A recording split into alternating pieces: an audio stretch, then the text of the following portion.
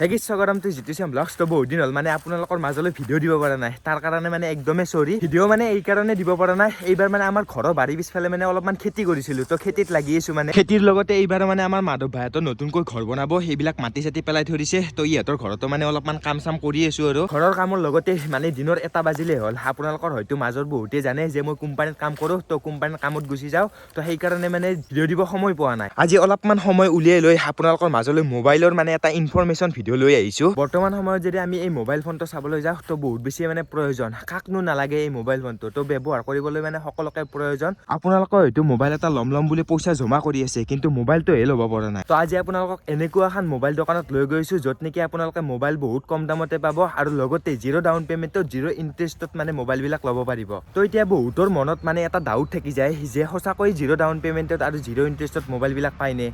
তো এইটো একদম মানে ৰিয়েলে হয় জিৰ' ডাউন পে'মেণ্টত জিৰ' ইণ্টাৰেষ্টত আপুনি কেনেকৈ মোবাইলটো পাব মই অলপমান বুজাই দিছোঁ তো যদিহে আপুনি কেতিয়াবা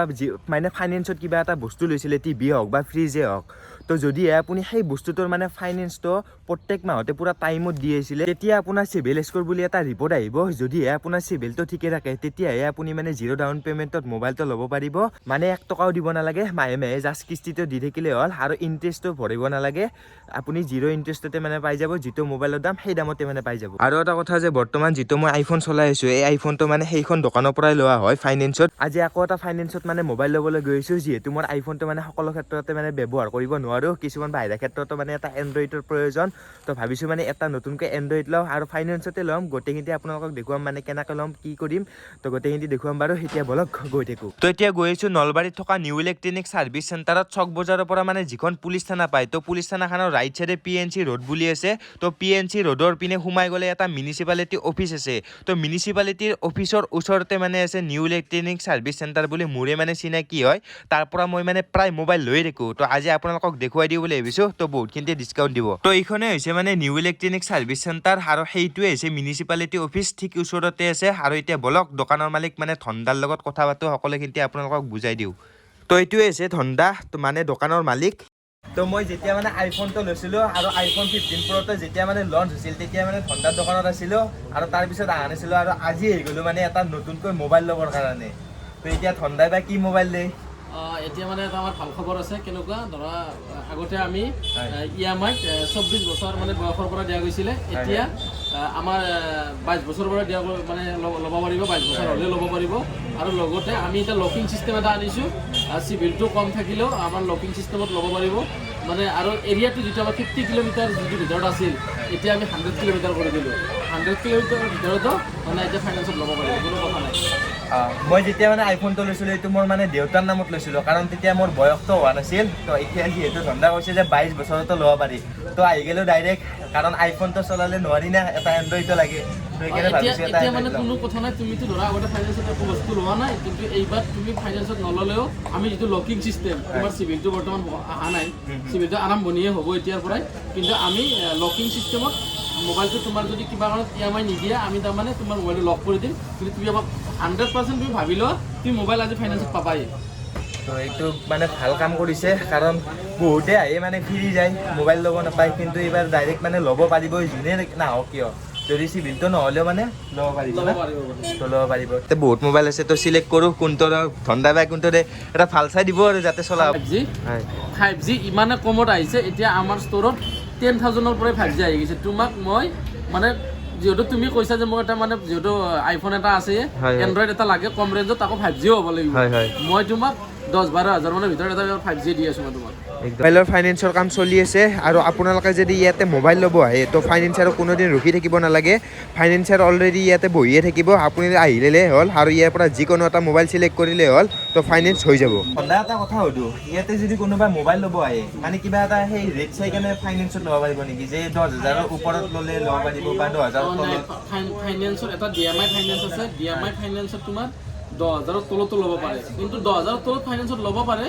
ল'লেও কিন্তু ইণ্টাৰেষ্টটো যায় মানে ইণ্টাৰেষ্টটো যায় ল'ব পাৰে কিন্তু সেইটো লছ হয় কাষ্টমাৰৰ কাৰণে সেইটো লছ 10,000 তলত লছ কৰিলে মানে বেনিফিট নাই কেছতে লয় ভাল কিন্তু যিখিনি 10,000ৰ ওপৰত মানে ফাইনেন্স কৰা যাব সেইখিনি তাৰমানে বহুত বেছি বেনিফিট তাতকৈ ডাঙৰ বেনিফিট হৈছে OnePlus আইফোন এতিয়া আমি যিহেতু OnePlus আইফোনবিলাক ডাউন পে'মেণ্ট 0 কৰি দিছোঁ ইণ্টাৰেষ্টটো 0 আছে আজি তুমি যিটো মোবাইল ল'বা আমি তোমাৰ 5G মোবাইল 10,000 ওপৰত কৰি দিম যে তোমাৰ ইণ্টাৰেষ্টটো 0 হৈ যাব। তোমাক আমি সেইকাৰণে আমি 10,000 ওপৰত পাওঁ। আমি সদায় দোকান আমাৰ কথাটো হৈছে কি কাষ্টমাৰৰ লাভ হ'ব, মানে আমি কৰি দিব পাৰোঁ 10,000 তলত, কিন্তু কাষ্টমাৰৰ বেনিফিটটো কমি যাব, মানে তেওঁলোকৰ পইচাটো বেছি যাব। সেইকাৰণে আমি 10,000 ওপৰত কৰি দিওঁ, সেইকাৰণে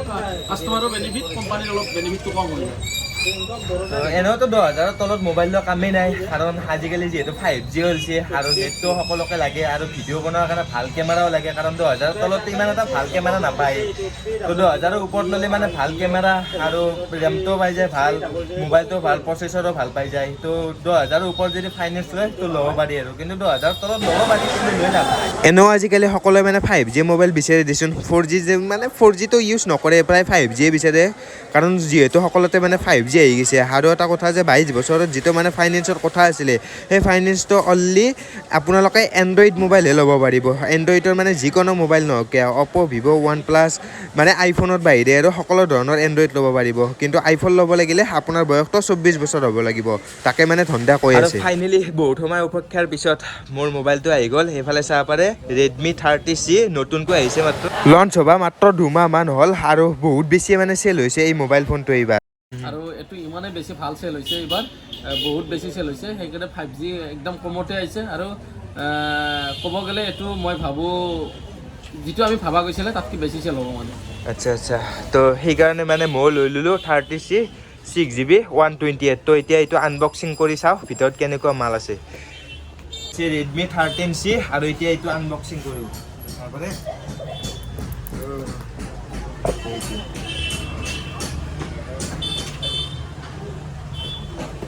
এইটো হৈছে মোবাইলটো গ্ৰীণত, আৰু এতিয়া চাব একদম মানে জিলমিলা লাইট দি দিছে, ইয়াতে মানে জিলকে থাকিব আৰু ৰ'দত পুৰা। এইটো হৈছে মোবাইলটো, আৰু ইয়াৰ লগতে কি কি পায় আপোনালোকক দেখুৱাই দিছোঁ। মানে এইটো যিটো 13C এইটো মানে 11,000 পৰা আৰম্ভণি হৈ গৈছে, যিটো 4128 এইটো 11,000 পাই যাব, মানে 11,000 4GB ৰেমটো,